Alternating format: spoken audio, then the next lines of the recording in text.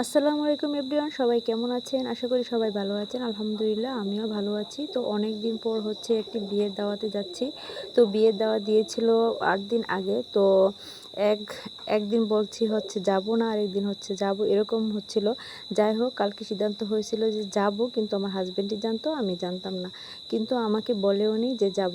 আজকে যখন যাব তখন হচ্ছে বাজে ১টা। তো এমন সময় বলতেছে যাওয়া লাগবে। কি করব, তাড়াহুড়ো করে হচ্ছে রেডি হয়েছি, তারপর হচ্ছে ছেলেদেরকে রেডি করালাম, আর অবশেষে হচ্ছে আমরা যাচ্ছি। ঠিক দুপুরবেলা যখন দাওয়াত খাওয়ার কথা তখন আমরা রাস্তার মধ্যে, যাই হোক অনেক জ্যাম ছিল রাস্তার মধ্যে। তারপর একটি অটো ভাড়া করে আমরা হচ্ছে চলে গেলাম। তো যেখানে অটো থামলো সেখানে অনেক জ্যাম, পায়ে হেঁটেও যাওয়া যাচ্ছিল না, অনেক কষ্ট করে হচ্ছে আমরা যাচ্ছি। তো এই যে এখানে গিয়েছি, আমাদের বাড়ি সেখানে ছিল আগে, এখনও আছে, কিন্তু এখন অন্য জায়গায় আমরা থাকি, আমাদের আরেকটা বাড়ি ওইখানে। যাই হোক, আমরা রাস্তা দিয়ে যাচ্ছিলাম, পাশেই ছিল আমার ছেলেদের স্কুল, মানে আমার বড় 2 ছেলের স্কুল সেখানে। তো আমার ছেলে ভিডিও করতেছিল আর আমি সামনে দিয়ে হেঁটে যাচ্ছিলাম। তো স্কুল ছিল খোলা, কিন্তু তারা স্কুল আজকে যায়নি। তো আজকে বিয়ে দাওয়াত খাবে, সেই জন্য হচ্ছে তারা স্কুলে যায়নি। আর স্কুলের কাজ দিয়ে আমার ছেলে চুপ করে যাচ্ছিল, যাতে তাকে কেউ দেখে চিনে না ফেলে, সেই জন্য। যাই হোক, আমরা যাচ্ছি রাস্তা দিয়ে। তো এই রাস্তাগুলো কিন্তু অনেক পরিচিত, আগে এখানেই থাকতাম, তো এই জন্য। যাই হোক, এখন কিন্তু অনেক পরিবর্তন হয়ে গেছে, মিল ফ্যাক্টরি দিয়ে ভরে গেছে, আগের মতো বড় বড় রাস্তা নেই, ছোট হয়ে গেছে সব কিছু। তারপর অবশেষে আমরা যে বাড়িতে বিয়ে সেই বাড়িতে গিয়ে পৌঁছলাম। এই তো দেখেন, অনেক মানুষের ভিড়, আর অনেক পরিচিত মুখ ছিল যাদেরকে আমি অনেক দিন যাবত দেখিনি আগে। তারা আমি মাস্ক পরা ছিলাম, তো তারপর হচ্ছে তারা কীভাবে যেন আমাকে চিনে ফেলছিল।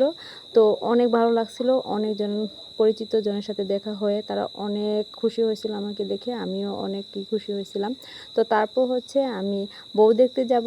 তো অনেক ভিড় ছিল ঘরের মধ্যে। তো আর আমার ছেলেও ভিডিও করতে পারছিল না, কারণ সে শরম পাচ্ছিল। আমি বললাম ভিডিও করলে কোনো সমস্যা নেই, বিয়ে বাড়িতে একটু ভিডিও করলে কী বা হয়।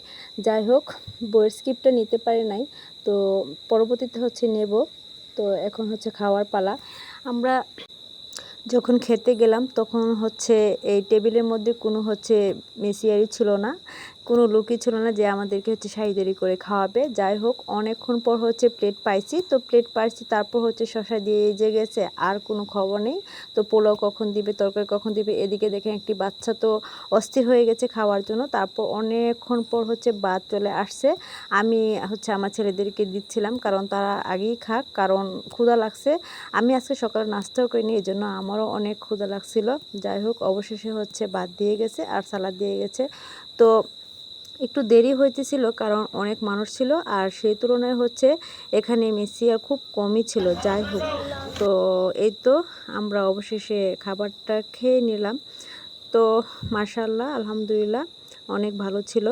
তারপর হচ্ছে আমরা একটু বউকে দেখতে গিয়েছিলাম। বউ তো আমার চোখ দেখে চিনে ফেলছে, বলতেছে কেমন আছেন চাচি। আমার হচ্ছে বাস্তি লাগে। তো অনেক ভালো লাগলো, অনেক দিন পর হচ্ছে তাদের সাথে দেখা।